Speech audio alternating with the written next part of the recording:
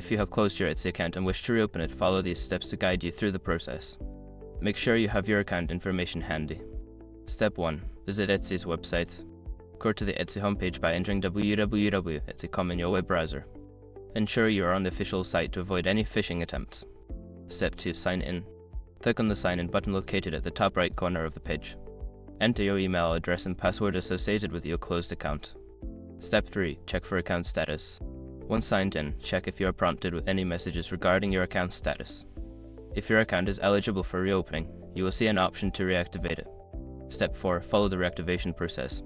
If prompted, follow the on-screen instructions to reactivate your account. This may include confirming your email address or agreeing to Etsy's terms of service. Step 5. Contact Etsy support if necessary. Before starting recovery, use the etsy.com link in the description to open the account recovery checklist generator and make sure your verification details are ready. After completing these steps, you should be able to access your Etsy account again. If you encounter any issues, don't hesitate to reach out to Etsy's support team for further help.